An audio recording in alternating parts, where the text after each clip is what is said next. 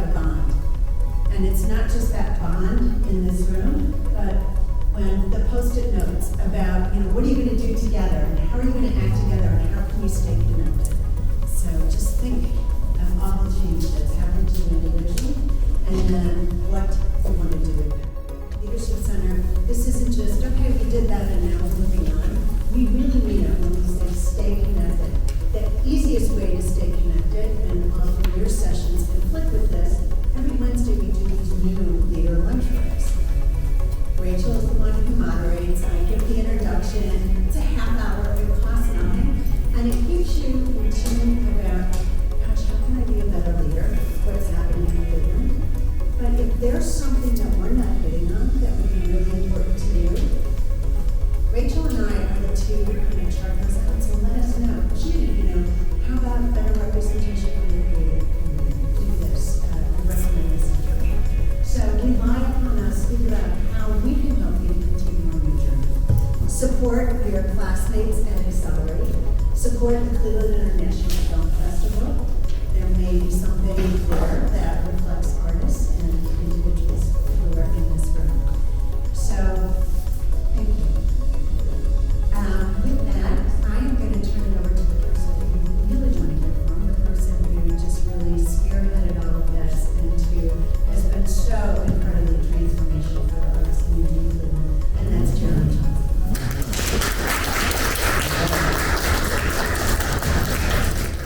I always start with thank yous. Gratitude, you can never have enough gratitude. I want to express gratitude first to our hosts here at Cleveland History Center for hosting us and Absentia, to this great place. One of our board members is here, Kelly Falcon Hall. You may see her a little bit later. In fact, this room, talk about connecting the network. In an hour, more than 16 of the board members of Assembly are going to be in this room. They are CEOs. They are artists. 2 of them are already in this room. If you have them on your membership, you probably already know. Talise Campbell is not just a member of the cohort, she's on the board of Assembly. We also have Lenora Inez Brown in the back, who was part of those early brainstorming that led to this happening. I share all that to say there's a lot of discussion this morning. How do we stay connected? Who are we connecting to? How can Assembly help? So use that dinner tonight. Some of you are experts at this. Many of you are, all of you are already experts, and that's why you applied for the Arts program. You made that initial step. So I can't really tell you to do more. You've already made that initial step. But each of us are on a different part of this journey. So, let me just keep moving. That's me. That's a younger version of me in Cleveland. I like to show that in the presentations. Back in the day when I was still discovering my journey as an arts administrator, I was right out of college, and there were institutions that were a big part of my growing up, much as they've been a part of yours. As a kid, go to Suffolk Hall to see orchestras in 3rd grade and 4th grade. Cleveland Music School settlement around the corner.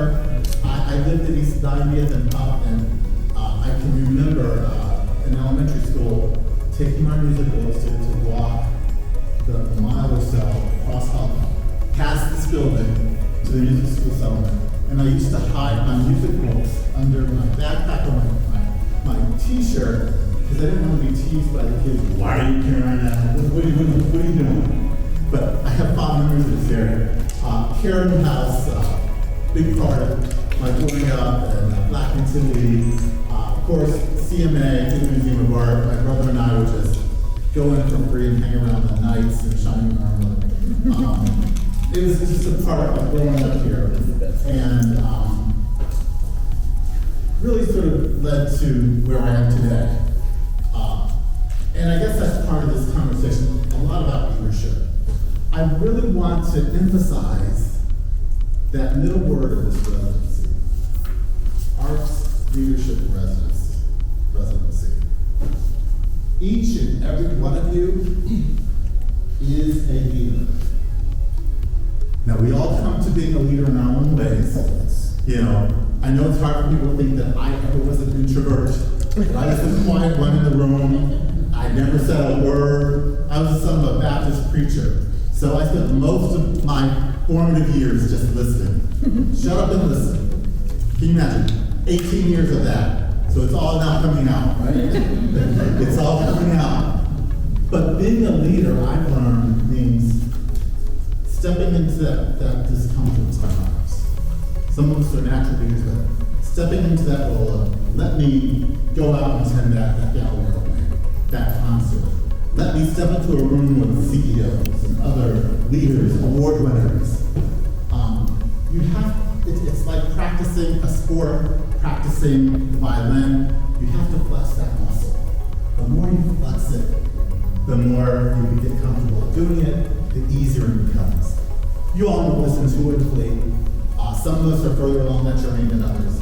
I encourage you to practice this. And why? From this day forward, each of you are going to be part of Assembly's movement. You're going to be part of what we call, sometimes we call our proof of concept. Does this work? So will we be showing an image of this setting, of you as artists? Yes, we will. Will we be pulling out quotes? Will we be seeking you out for opportunities? Yes. Will that push you more into worlds of discomfort? Hopefully not. But I will say this. And many of you are, all of you in your own right, are already leaders. You have already attained levels of success. And our job now is to push you forward. Is that selfish on our part? Maybe it is a little bit, because we do want to promote Cleveland as a great city of art, a great city of artists, and I always add a great city of equity. When I look around this room, the faces that I see among this residents, these are faces we don't see in all the rooms across our region. When I look at our growing staff, and I mentioned gratitude, the gratitude to our staff is a big part of that. From Valerie Schumacher, who helped lead this work from the beginning, one of our newest leaders, Deirdre McPherson, the Chief Community Officer. Yes, I'm gonna go down the road. Yes. Veronica, who's really on the ground doing community work. Meg Matko, our Director of Community Relationships. And there are those who are not in this room. We are going to be making sure that you all are part of this, and how can we tweak what Assembly does to be better? So without boring you in this speech, but I will a little bit, I just made some notes, even as we were talking today, opportunities and challenges. You all talked about the role of Assembly. How can we create the forums, the connectivity, the glue that you can promote your art, your work? How can we be collective? I really loved what you were saying. Can we be collective? Can we think about co-ops? Can we think about how do we, even in our systems? Someone said we're always in competition with each other as creators. And that is the challenge that I have as a leader of a group in a city. We live in the capitalist country. It's part of it. How do we take that where we are told to be competitive? And how can we be collective? That's one thing I love about Cleveland Leadership Center. This is not the only cohort they have. I'm in another cohort, Mary Ann can attest, and they are consistently bringing folks together. How can we think collectively about our region, about our industries? So I want to encourage us to do that. What can I do at Assembly's part? For example, grants and fellowships. Oftentimes those are just for single artists. Maybe we should make those more often for collectives of artists. We talk about working together. So we were talking to our foundations and others. How do we support collectively? So that's just one example. And I gotta keep going because my time is gonna run out short. Someone's gonna give me the high sign. Let me keep going here. Networking, talk about that. Public forums beyond the arts. Pick up the paper, pick up your emails, pick up your newsfeed. Literally every single day there are forums happening. They don't always say arts, they don't always say creative economy. There were a series of open forums just about how are we going to design the lakefront. How many creatives were able to attend those? We need to be at those sessions.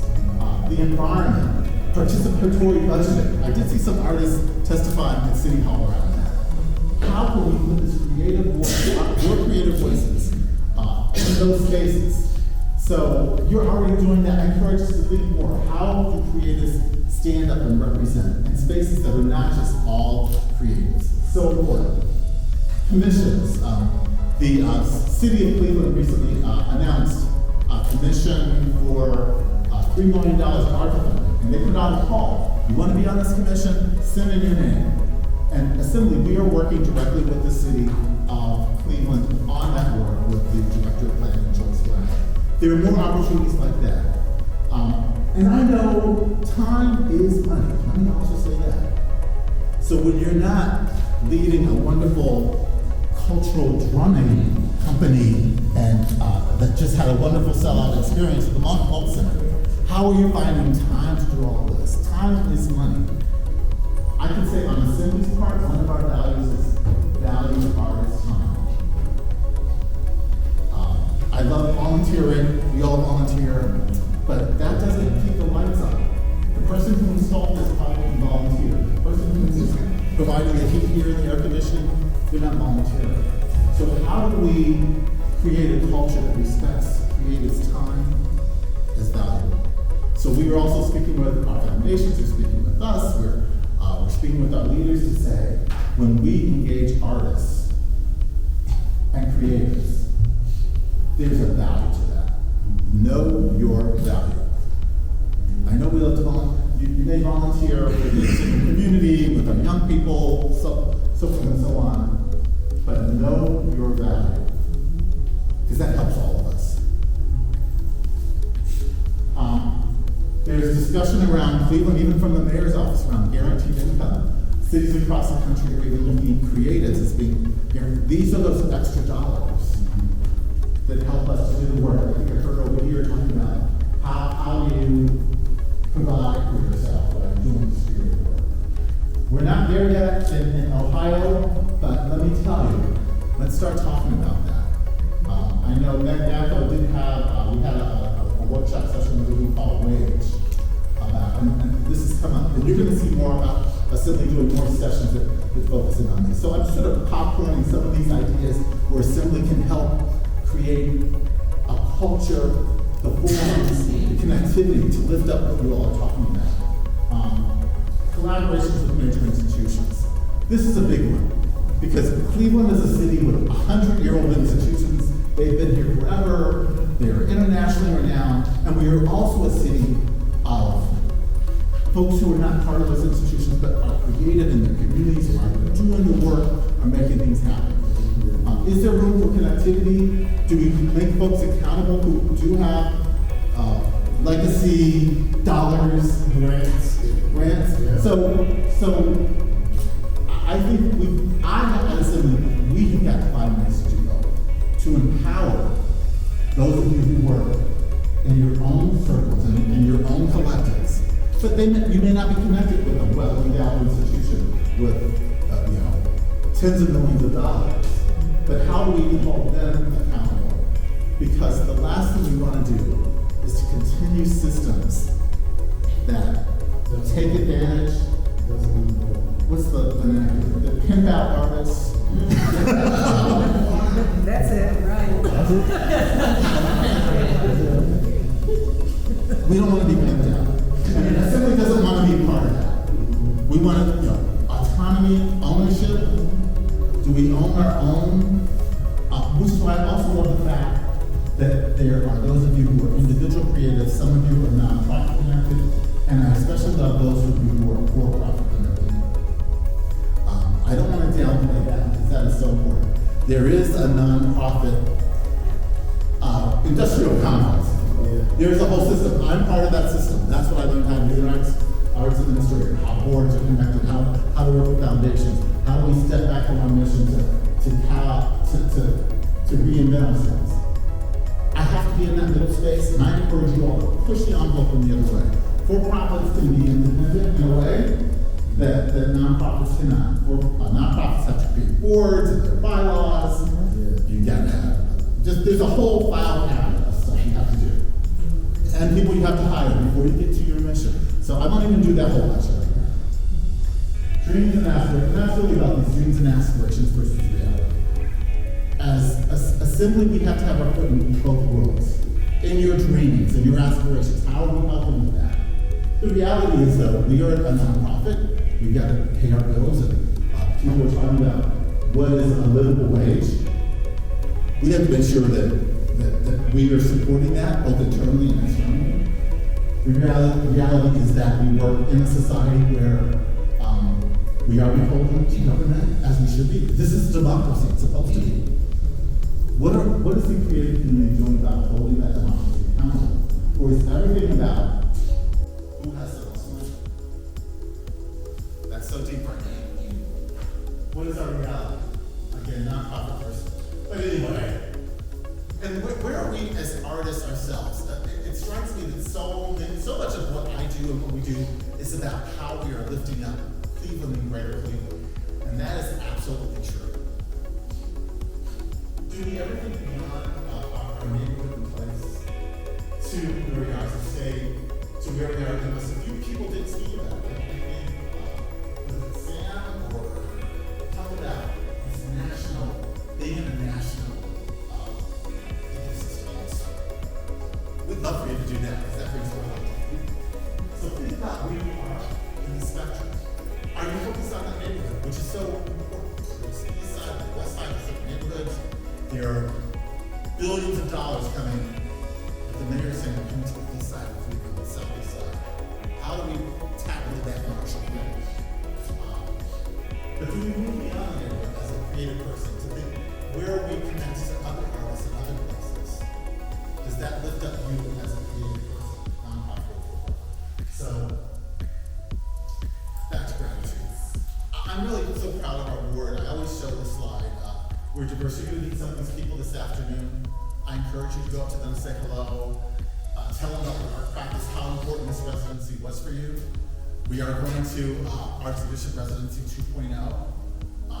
Your evaluations are so important. Whether you say, tell us directly, whether you're writing that down, doing those survey monkeys, we take that very seriously. You already know the mission of Assembly. And we have that wonderful preamble that Deirdre read. I have sort of always closed and made this 2-point. I try to condense it. The elevator speech. What does Assembly do? And this is really what Jeremy tries to do. How am I expanding the pie of resources? This collective and how it continues is part of expanding that pie. And in partnership. We're not doing this in competition with anyone else across the city. We want to be in partnership. And if someone can do it better, we want them to do it. We're not in competition. Jeremy's not in competition.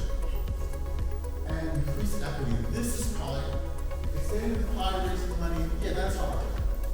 But you know what's even harder? This isn't just about money. This is about systems. You don't have to look very far in headlines coming out of Cleveland to understand we have an opportunity to show the world. That's one reason why I felt so compelled to return to my home here. Because I saw we've got commitment, we've got government, we've got leaders, we've got this incredibly rich arts community. How do we make it strong? How do we build it so you all can do your work? So I'm going to keep it moving. I won't go into that now. I won't go into talk about picking up artists. Part of what I do when I go into other rooms with senators, governors, Fortune CEOs, business people, I talk about the numbers. It's important for them to know that, yes, we're the soul community, we're soul dancers. You are using the earth to create things that will move a person, literally and physically. But for me, it's also about the knowledge generated. When you're in a community, whether it's a large community or a Tremont, a city, there are knowledge generated. But are the creators who created that? Are we being pimped out? Are we going to reap the benefits?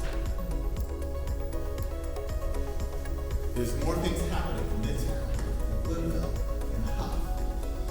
Will we be part of the beginning and the be helping get it started. And push it out. Myself.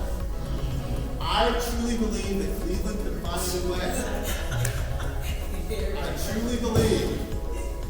You can say, this is Jeremy. Is he looking through rose-colored glasses? Is he a little too optimistic? Absolutely. Because leaders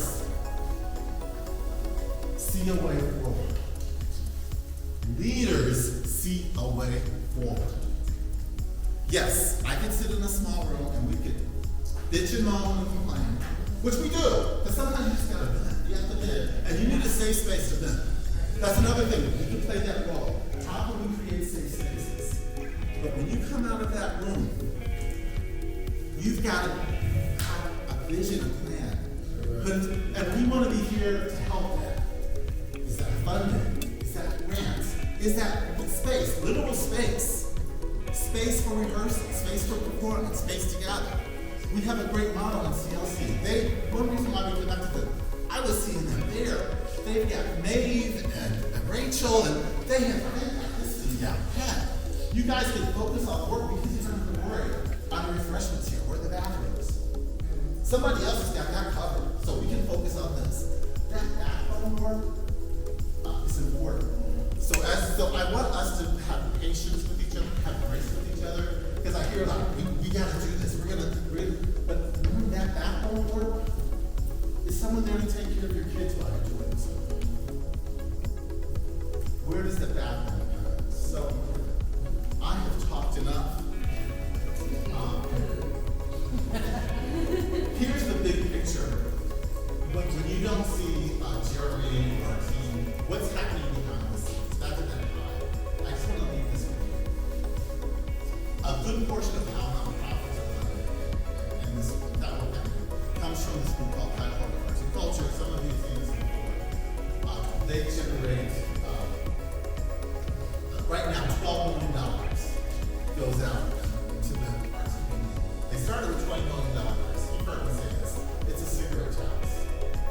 What I'm doing in the background, and not so much in the background, how to turn is reducing the amount to get it turned around. So we are working with what I call government advocacy. We're talking to the senators. We're talking to our elected officials. Maybe it's a levy that goes back on the ballot. We just got permission from Columbus to do that. Stay tuned.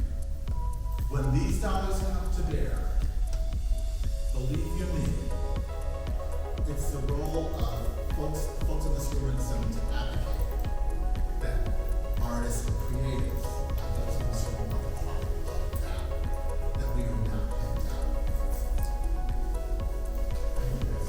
I'm not going to mention ARPA. I hope those of you who were eligible apply for ARPA.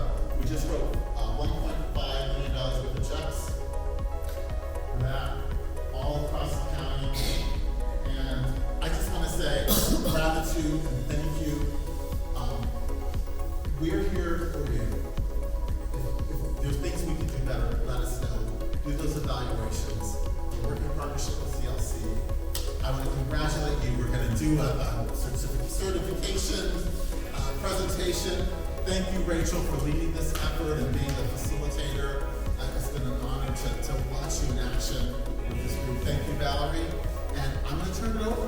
Great, Jeremy, thank you.